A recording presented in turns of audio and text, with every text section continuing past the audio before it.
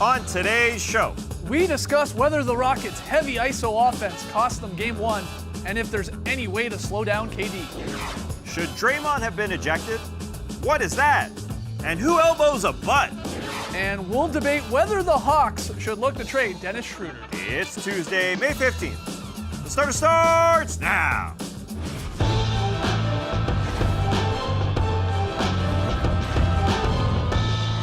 Good evening, Sweet World, and welcome to The Starters, presented by Jack Daniel's Tennessee Honey. Whether you're joining us live right now on NBA TV, watching later on YouTube, listening to the podcast, doesn't matter. We're happy to have you. I'm Jay Skeets, and alongside me, as always, that's Tess Mellis. ISO Cam, ISO Ball. Two is right. It's the international man of mystery taking it to the max, Lee Ellis. Next life, and last, certainly not least, over yonder, that's the bearded one, that's Trey Kirby. Hey-yo! Hey, yo! TK, what's up? Well, I'm here at the internet looking for your best tweets at hashtag the starters. And guys, we saw some pretty weird stuff in Game 1 of the Western Conference Finals. Draymond Green got his quickest tech ever. Chris Paul elbowed a guy in the butt. And we saw the very rare referee pump fake happen early in the first quarter. Scott Foster with a whoop! Totally fooling Klay Thompson and Trevor Ariza here. What a brilliant pump fake party. These guys are laughing. So then it comes time for round two. And Scott Foster throws it to the rafters. Whoa. That might have been the one to pump fake. Now that we're looking at a classic moment, though, it brings us to today's question. What's the funniest referee moment that you can remember? This is a good one, but I don't know if it holds a candle to Carlos Boozer celebrating an and one by punching a referee way down low. He's known for saying and one. This one might have been an and two. Yeah. Hard to say, but we want to hear from you, so let us know on Twitter what's the funniest referee moment that you can remember. Send us your best tweets to hashtag the starters. We'll hear from you later. Oh, I can't wait to see Joey Crawford skipping across the court later in this show. Yeah, calling the blocking or the charge there. All right, we got a fun show tonight. We're going to discuss what the Hawks should do with Dennis Schroeder, whether they have a problem on their hands. We'll debate whether the Sixers would want Kawhi Leonard more or Paul George. We got a very solid play, but let's start with some true or false questions looking back at Game 1 of that Western Conference Finals series. TK. The NBA Finals, or the Western Conference Finals tip last night, and Game 1 went largely according to script. The Warriors used the big second half to get the win, as the Rockets were in ISO mode, with James Harden leading the way with 41 points, while seeming to tire a little bit down the stretch. True or false? The Rockets' ISO ball cost them the game. In a vacuum, I say no. I think that's false. You said it. Harden, 41. Very efficient 41 when he was in those ISO possessions. Chris Paul added 23. You get 64 points from your two best guys. You should win the basketball game. But at the same time, I think it does affect the other end of the floor. It has to. The way you're just standing around, playing till the end of the clock, and guys just hanging out and not touching the ball definitely affects the way they got back. The Warriors had 15 more fast break points. You know you can't do that against the Golden State Warriors. You turn it over the most you have in this postseason. The Rockets did with 16 because everything's sort of premeditated and they're just sitting there. And then you only force 9 turnovers on the Warriors. I think just hanging out, waiting for the passes that didn't come, resulted in some bad defense. So you're on the saying by offensive not end, it worked out, Okay. but it didn't help getting back against the Warriors team. Well, a guy like Klay Thompson shot 15 threes yesterday. The most he shot all year long. Why does that happen? Because you're not playing D all that well and you're not playing transition all that well. And you think a part of that is because it's usually going to end in a Harden shot and some ISO ball there, or a Chris Paul shot, not getting the other guys involved has an impact on how they're playing defense? Yeah. Offense affects defense. But that's how they played all 82 games in the regular season and throughout the playoffs. They play ISO ball. Why are they going to change that now? I don't think they will, but I think it was ISO ball to the extreme. Okay, they went too yesterday. far. Oh. I think so. Mike D'Antoni was asked about it today, and he said what you just said, Skeets. They've played that way the whole season, and they're good at it as well. However, in the playoffs, it's all about adjustments. And even though Chris Paul and James Harden were very, very good last night, the Warriors can live with it. And that, I think, is a little bit of a problem for Houston, because if James Harden can have 41 and Chris Paul 23, and they still lose by 13, then they have to figure out another way to get contributions from other guys. And those guys, Ariza and Tucker and Mbar Mote, who have given them a lot of support this year, didn't get enough of the involvement in the offense. So I think D'Antoni has to find a way to keep the ISO ball involved a lot, but get those guys shots. But also, what I noticed last night was the Rockets had a lot of possessions where they weren't getting a shot off until late in the shot clock. And if it was one of those other guys getting the shot off, then they were just sort of chucking it away. So they need to decide, I think, if they're going to get into ISO early, to go to that or get someone else a shot. There was 19 shots last night that were with 5 seconds or less on the shot clock. Against the Warriors, Can't you credit the Warriors' defense for a little bit of that? No, that's what I'm I mean, saying. they're trying to ISO against them. They're trying to score on them, and it's great defense. For sure, but every other team it's worked against, but against the Warriors, they can get out and they can really break that down if you're not getting good quality possessions. See, it's confusing, though. Did they score on those possessions? They scored over 100 points last Right. night. Yeah. That's not a bad night offensively. Yeah. It's the other side of the ball to me. I totally agree. I mean, yeah, they want more from Tucker and Bamute to hit a shot and Ariza to not get in foul trouble and score They've more. got to get They get all shots out that. of those guys. But the offense is not the problem. It really isn't. They need to play better defense. They got cooked by the Warriors. And it's where the shots were coming from, which is the biggest concern. We went into this series saying, if you're the Rockets, what's the game plan? Try and make those other guys that are not your legit, elite scorers like KD, Steph, or Clay, try to make anyone else beat you. And they didn't do that in game one. 60 of the 80 shot attempts from the Warriors were some of the three best shooters in the game, maybe of all time in those three guys I listed. Iggy, barely shot. Draymond, barely shot. He was just a playmaker.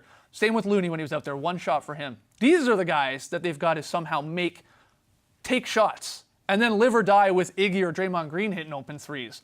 Not these other guys, because more times than not, they're going to knock them down. So to me, it was all the defense as the issue. I'm less concerned with the ISO ball because that's what they did, and it works. It does work. Yeah. But are they able to score enough points, though, against the Warriors with that sort of an offense? That's the thing. I mean, 64 points out of your two best players, and they lose by 13 points. I mean, to me, that's a concern that those guys are producing, but then nobody else is. I know They the Warriors should have lost this game maybe by 30, though. Klay Thompson had 15 three-point attempts, as you said. How many of those were wide open? A lot. So many. Probably, 10, 11 of them. Yeah. He only hit 6 of them. I mean, there's no saying like Klay goes to game 2, gets those same looks, he hits even more. Yeah. They need to take away these wide open looks from KD and Klay to me. You got to be a little bit more perfect. I mean, you just can't turn over, and you can't have fast break points where you lose by 15 to the fast break team. And, we've talked about Daryl Morey and the Rockets. This is who they designed their team for.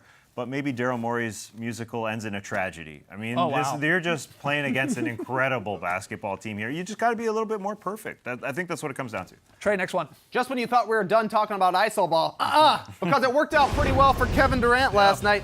KD went for 37 points on 14 of 27 shooting, while pretty much just shooting over any Rocket that was guarding him. Could have been Chris Paul or PJ Tucker, James Harden, Clint Capella, didn't matter. It was just one of them, and it was almost always a bucket. True or false? The Rockets should start doubling KD. No way. No way, you No say. way. That might be the only way, though, to get those shots from Iguodala and Draymond Green. To try and get it out of his hands. Yeah. Because if they're open, then they're going to more likely shoot it. But that doubler can't come from Steph or Clay. It just can't. Right. But even still, if it doesn't come there, they're going to find Steph or Clay. So you're saying it'd be crazy to double against a team in the Warriors that move the ball too better many than guys. absolutely anyone. Yeah, I think maybe so. when KD goes to the post, then you can at least, it's a little more, where the help is coming from. You can be a little bit more ready to rotate on guys. Okay, then maybe you throw a second guy at KD. But KD didn't do a whole lot of work in the post. That was the problem. Yeah, he it didn't was need plays to. like this, Yeah. where he would get some rhythm into his dribble, rise up, and shoot over anyone. Capella did the best job at least getting close enough to trying to deter the shot or block him. That's just because he's a giant and he is athletic for a big guy, but no one else stands a chance. So maybe you do run another guy just to get it out of his hands, though. Scary. That's scary. So you maybe just stay and hope Kevin Durant has an off night. I totally think so. Wow. And he did it a lot in space, as you said, because everybody else is sticking to their guys. Yeah. And why shouldn't you? I think Steph Curry proved yesterday that he's got enough offensively, even though people are worried that he's injured. I think he had 18 points yesterday, and I thought he looked agile enough, driving to the hoop, shooting his shots when they were there, to say you can't double. You can't double off KD because Steph's going to kill you and Clay's going to kill you. And yeah, sure, you might want to try Dre or Iggy, but they're going to kill you So too. what's the game plan besides Kevin Durant just missing more shots? Is it like Chris Webber said on the broadcast, get closer and try and low block it? Because once KD gets the ball up, I like the low block idea. it's over. I mean, yeah. you're just not blocking it because he's 7 feet tall. I mean, he's listed as 6'9", 6'10". That's a joke. He's 7 foot tall. Or is it just, I don't know what it is. Or do you make him drive? Do you get up on him so much that you force him to go in to help into the paint? Because he didn't do that really at all last night either. It But was you all see jump he's got shots. the variety in his game. He Yeah. can sit there and rise up. He can post up, or he can spin into the lane. So kind of whatever the defense is coming at him, he can get around it. I don't think there's a solution out there Right. that you can say, well, we'll do this and it'll solve Kevin Durant. Have to somehow put more pressure on him and then pressure on the other shooters. But again, they move the ball so well that it's going to leave someone open. But you want that to be either Draymond or Iggy out of that death lineup, Right, for if sure. possible. All right, let's hear from you guys. Jump on Twitter, #TheStarters. What do you do if you're Mike D'Antoni and the Rockets to try and slow Kevin Durant? When we come back, we'll continue to look at Game 1 of those Western Conference Finals and debate whether Draymond was lucky not to be ejected.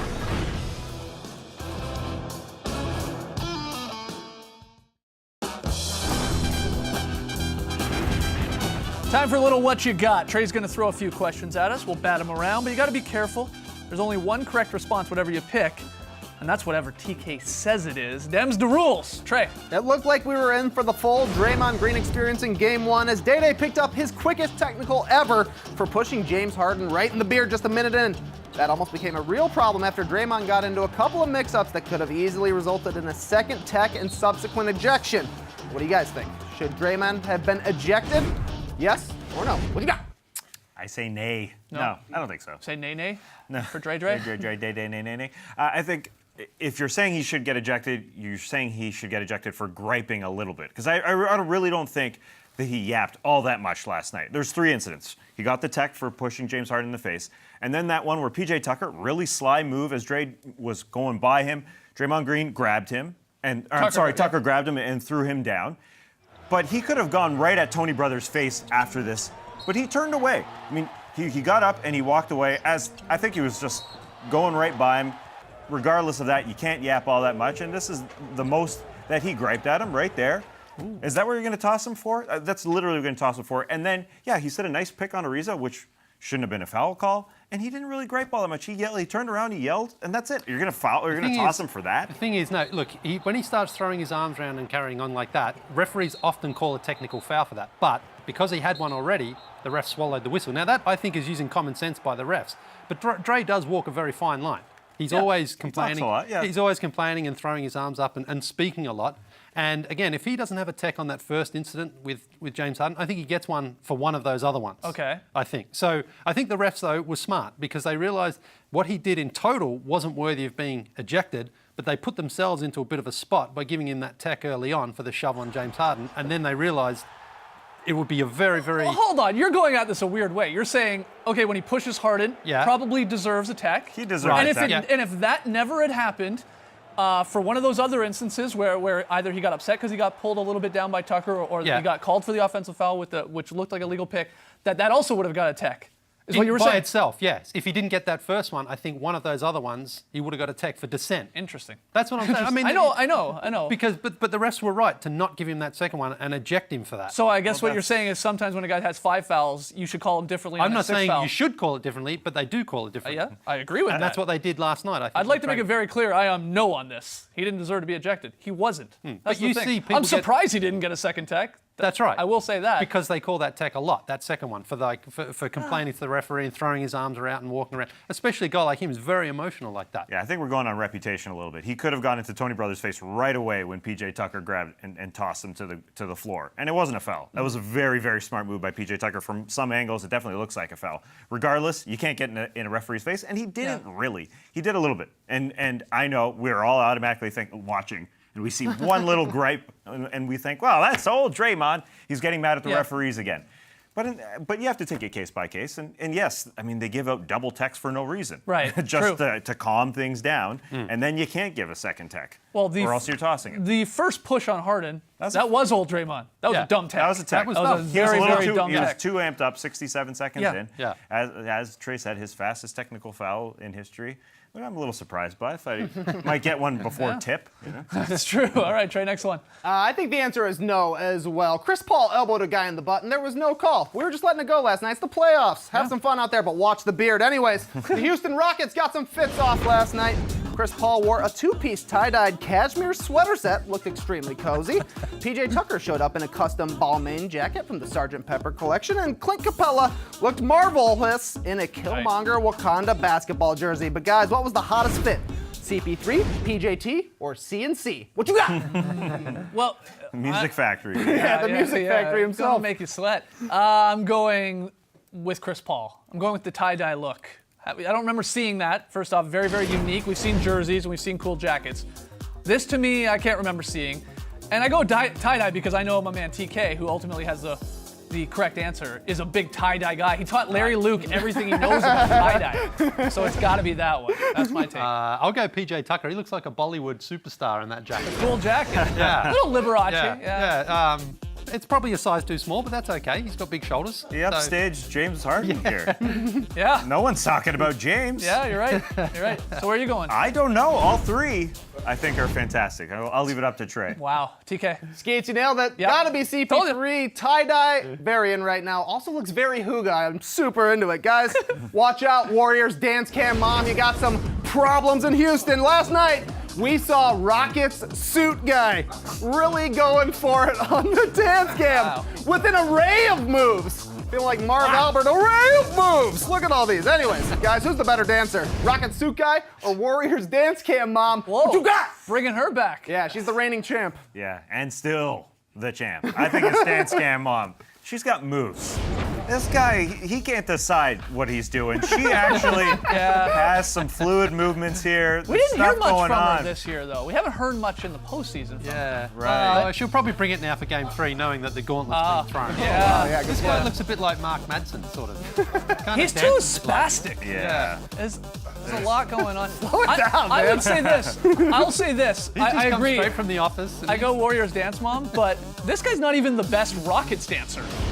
Remember these bros? Yeah, these guys got a routine. This wasn't last night, but we saw this earlier this year. Oh, come on. These guys are amazing. I take these guys over Warriors dance mom.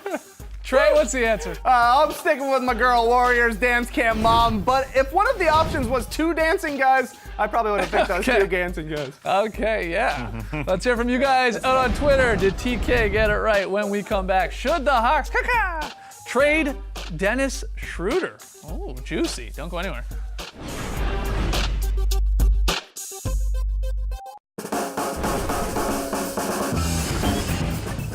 The Starters is brought to you by Jack Daniels Tennessee Honey, official partner of the NBA. Let's step away from the conference finals for a second, see what else is happening in the NBA by playing a little Is This News? Trey, you got the headlines. Our first headline is from hotnewhiphop.com, the only place for NBA scoops. It reads, Dennis Schroeder unfollows Hawks, deletes all Hawks-related posts from social media.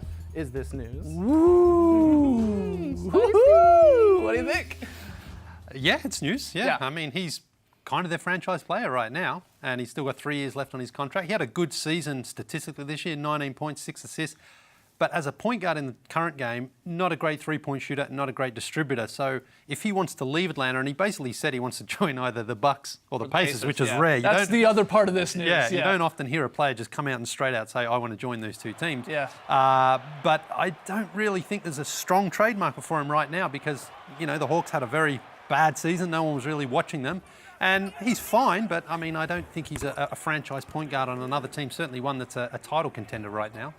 Yeah, the newsier part is that he had a press conference in Germany and just sort of said, hey, I'm going into my prime and I might want to play somewhere else.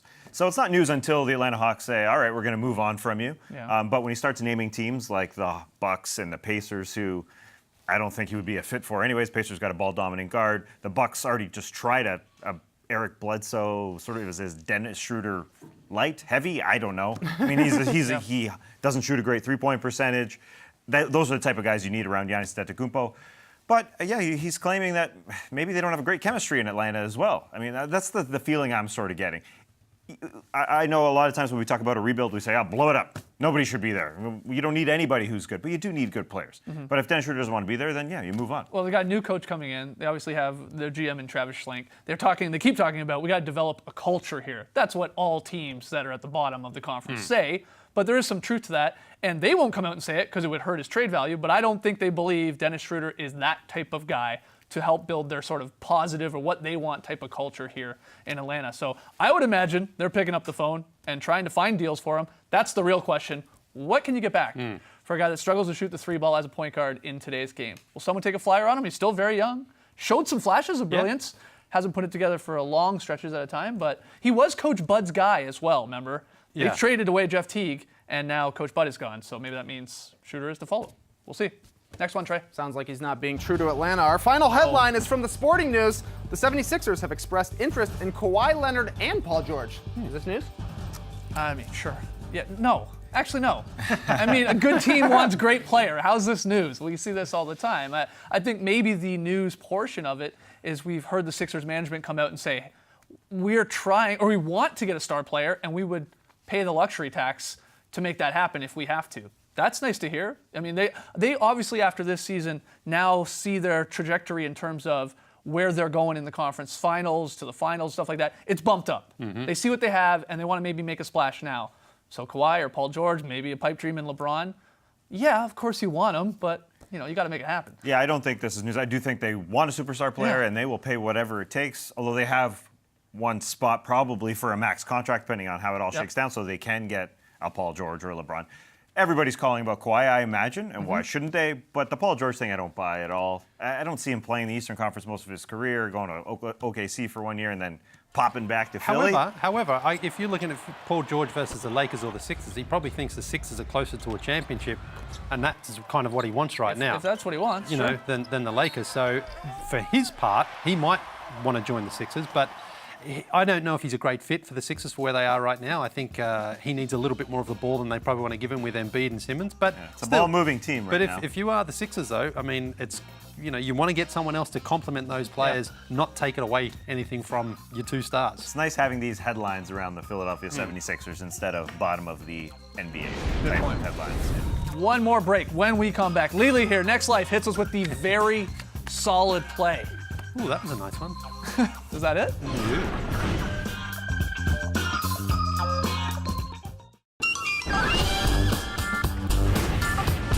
Tonight, Game 2 between the Cavs and the Celtics on ESPN. This one gets underway at 8:30 p.m. Eastern. Boston has that 1-0 lead. What's LeBron gonna do tonight? Oh, baby. 50, I say. We asked you, what's the funniest ref moment you can recall? You hit us up on Twitter, #starters. Trey, what do we got? Got some good answers, and the first one's for you. Skeets comes from Roman. This is still iconic to me, and I think about it 5 times a day. Yep. There's Hoppin' Joey, not a bad one. Ben says, when Courtney Kirkland played defense on Chris Humphries. Classic moment. And this is a weird one from Mr. Basketball, who says, dare you to find a funnier one. This is just a ref grinding on a mascot back to back. I don't know where this comes from, but that's a weird one. Good job, Mr. Basketball. Yeah, good job, Mr. Basketball. Lily VSP time. Yeah, and it's Draymond Green with a Dr. Evil laser to Klay Thompson. Back to look at that beautiful finish. That's what I call a one look at a very solid play. Very quick, very solid. Twitter shows up. Lots of fun. I ranked the top 5 rapper/NBA coaches. Fire that pun gun. At number 5, Kanye Paul Westphal. His favorite offense is the runaway and gun. At number 4, Dr. Dre Rivers. Won a title in Boston, but his next episode was all about that California love. At number 3, Chuck D. Daly. Welcome to the Silver Dome. At number 2, Slick Rick Carlisle. Lottie-dottie, he liked to party after winning the 2011 title with Dirk E. Fresh. But the number 1 dead or alive rapper/NBA coach is the notorious JVG. New York's finest. Sky was the limit, but it was an everyday struggle trying to get by MJ. Download the podcast. We'll see you tomorrow. And remember, the Chicago Bulls are winning the draft lottery.